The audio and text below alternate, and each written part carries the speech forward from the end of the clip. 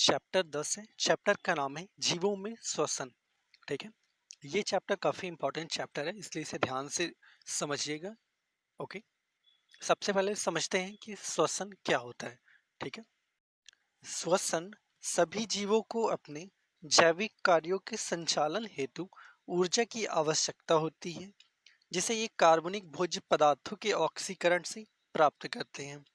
भोज्य पदार्थों के ऑक्सीकरण की इसी प्रक्रिया को श्वसन कहते हैं। श्वसन को इंग्लिश में रेसिप्रेशन भी कहते हैं। ठीक है, श्वसन में ग्लूकोज के C6H12O6 प्लस 6O2 क्रिया करके 6CO2 carbon dioxide plus 6H2O plus 686 kilo calorie ऊर्जा मुक्त होती है। ठीक है, ये श्वसन का इक्वेशन है। ओके, मनुष्य में श्वसन कुछ अंगों से मिलाकर होता है। ठीक है, इन्हें श्वसन तंत्र कहते हैं। पूरे इस तंत्र को मिलाकर मनुष्य का श्वसन तंत्र कई अंगों का बना होता है। श्वसन तंत्र के अंतर्गत वे सभी अंग आते हैं जिनसे वायु का आदान प्रदान होता है।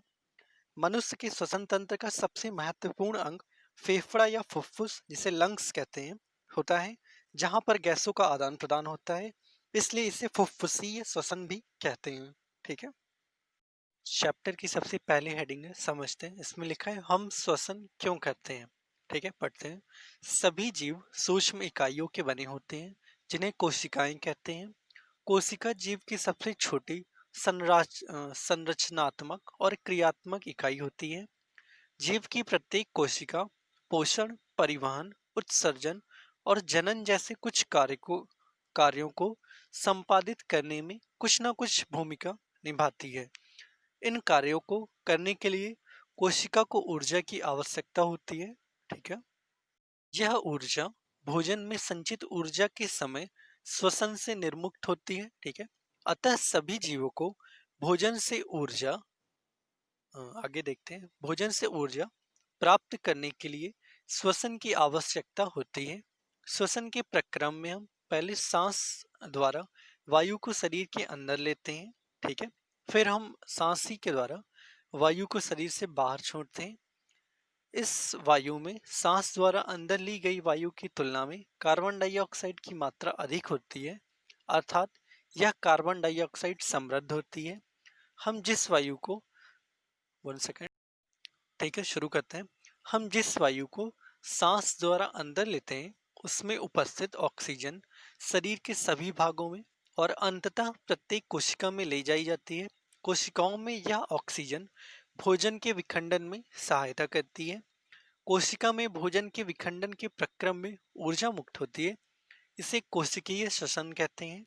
सभी जीवों की कोशिकाओं में कोशिकीय श्वसन होता है। ठीक है, कोशिका के अंदर के भाग को अर्थात भोजन को ग्लूकोज ऑक्सीजन का उपयोग करके कार्बन डाइऑक्साइड और जल में विखंडित हो जाता है। जब ग्लूकोज का विखंडन ऑक्सीजन के उपयोग द्वारा होता है, तो यह वायवीय श्वसन अर्थात ऑक्सी श्वसन कहलाता है। ऑक्सीजन की अनुपस्थिति में भी भोजन का विखंडन हो सकता है तथा यह प्रक्रम अवायवीय श्वसन कहलाता है, जिसे अनाक्सी श्वसन भी कहते हैं, जिसमें ऑक्सीजन की आवश्यकता नहीं होती है। ऑक्सी श्वसन में ऑक्सीजन की आवश्यकता होती है। ठीक है, ग्लूकोज ऑक्सीजन की उपस्थिति में कार्बन डाइऑक्साइड प्लस जल प्लस 686 किलो कैलोरी ऊर्जा मुक्त करता है। ठीक है, यीस्ट जैसे कुछ जीव हैं जो अनॉक्सी श्वसन करते हैं। ओके, यीस्ट एक कोशिक जीव है। यीस्ट अवायवीय रूप से श्वसन करते हैं और इस प्रक्रिया के समय अल्कोहल निर्मित करते हैं, अतः इसका उपयोग शराब, वाइन और बियर बनाने के लिए किया जाता है। ठीक है, जो यीस्ट होता है ऑक्सीजन की अनुपस्थिति में ग्लूकोज, अल्कोहल और कार्बन डाइऑक्साइड में विखंडित होता है। जैसा कि ये समीकरण आप देख सकते हैं, ग्लूकोज ऑक्सीजन की अनुपस्थिति में alcohol plus carbon dioxide plus ऊर्जा मुक्त करता है। ओके, हमारी पेशी कोशिकाओं भी अवायवीय रूप से श्वसन करती हैं, अनॉक्सी श्वसन करती हैं, जिसे अनएरोबिक रेसिप्रेशन भी कहते हैं। ठीक है, लेकिन ये ऐसा थोड़े समय तक ही कर सकती हैं। वास्तव में यह प्रक्रम उस समय होता है जब ऑक्सीजन की अस्थायी रूप से कमी हो जाती है, जैसे बहुत देर तक व्यायाम करने में, एक्सरसाइज करने में, तेजी से दौड़ने में, कई घंटे टहलने में तथा साइकिल चलाने में अथवा भारी वजन उठाने जैसे अनेक कार्यों में ऊर्जा की अधिक आवश्यकता होती है। लेकिन ऊर्जा उत्पन्न करने के लिए हमारे शरीर को ऑक्सीजन की ऊपर देखते हैं, ऑक्सीजन की आपूर्ति सीमित होती है। ऐसी स्थितियों में पेशी कोशिकाएं अवायवीय अर्थात अनॉक्सी श्वसन द्वारा ऊर्जा की अतिरिक्त मांग को पूरा करती है।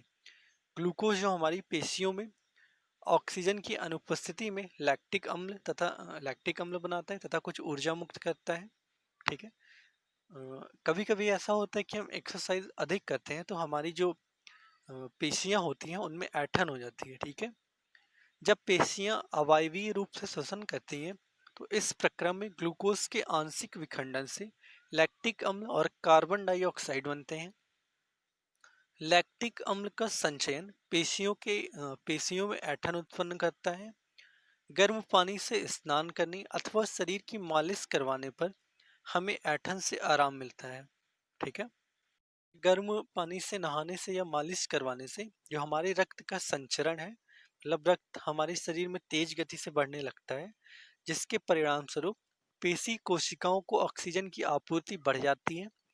ऑक्सीजन की आपूर्ति बढ़ जाने से लैक्टिक अम्ल का कार्बन डाइऑक्साइड और जल में पूर्ण रूप से विखंडन हो जाता है।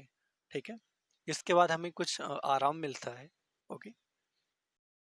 हाँ, एक बार ऑक्सी और अनॉक्सी श्वसन के बारे में फिर से कुछ समझ लेते हैं। ऑक्सी श्वसन जो होता है जिसे एरोबिक रेसिपिरेशन बोलते हैं। ठीक है। इस प्रकार के श्वसन में ऑक्सीजन की उपस्थिति में खाद्य पदार्थों का पूर्ण ऑक्सीकरण हो जाता है तथा कार्बन डाइऑक्साइड और जल बनते हैं। इस क्रिया को एक समीकरण के द्वारा दिखाया जा सकता है। आप समीकरण नोट कर सकते हैं। इसमें C6H12 और O6 प्लस 6H2O मिलकर सी 6 अणु कार्बन डाइऑक्साइड के, 6 अणु जल के बनाते हैं तथा 686 केल्विन कैलोरी ऊर्जा मुक्त होती है। ठीक है। दूसरा जो होता है उसे अनाक्सी श्वसन कहते हैं, जिसे अनएरोबिक रेसिपिरेशन बोलते हैं।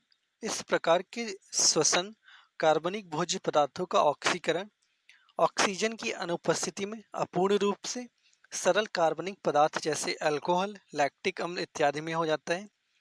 इस प्रक्रिया के फलस्वरूप अपेक्षाकृत कम ऊर्जा उत्पन्न होती है। ठीक है। ऐच्छिक पेशियों में अनाक्षी श्वसन के द्वारा लैक्टिक अम्ल बनता है। चलिए ठीक है, इस चैप्टर में जितना था सारा बताया गया है। अब इस चैप्टर की समरी कुछ देख लेते हैं। श्वसन पदार्थ कुछ होते हैं जिन्हें कार्बोहाइड्रेट, वसा एवं प्रोटीन आदि के नामों से जानते हैं। ये श्वसनीय पदार्थ के नाम से जाने जाते हैं। ठीक है। कार्बोहाइड्रेट तथा वसा का भंडार खत्म होने पर प्रोटीन का श्वसन आरंभ होता है। ठीक है। श्वसन एक उभयचयी क्रिया होती है जिसमें शरीर के पदार्थों का विघटन होता है तथा साथ ही साथ ऊर्जा का निर्माण होता है। श्वसन सभी जीवों के जीवित रहने के लिए एक अनिवार्य है तथा यह जीव द्वारा लिए गए भोजन से ऊर्जा को निर्मुक्त करता है।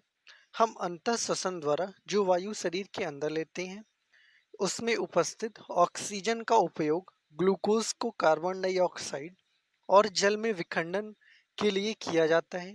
इस प्रक्रिया में ऊर्जा निर्मुक्त होती है। ग्लूकोज का विखंडन जीव की कोशिकाओं में होता है जिसे कोशिकीय श्वसन कहते हैं। यदि भोजन अर्थात ग्लूकोज ऑक्सीजन के उपयोग द्वारा विखंडित होता है तो यह वायवीय श्वसन अर्थात ऑक्सी श्वसन, जिसे इंग्लिश में एरोबिक रेसिपिरेशन बोलते हैं, कहलाता है। यदि विखंडन ऑक्सीजन की अनुपस्थिति में होता है तो इसे अनॉक्सी श्वसन कहते हैं। अत्यधिक व्यायाम करते समय हमारी पेशी कोशिकीयों में ऑक्सीजन की आपूर्ति अपर्याप्त होती है तथा भोजन का विखंडन अवायवीय श्वसन के द्वारा होता है। ठीक है। ये चैप्टर कंप्लीट हुआ।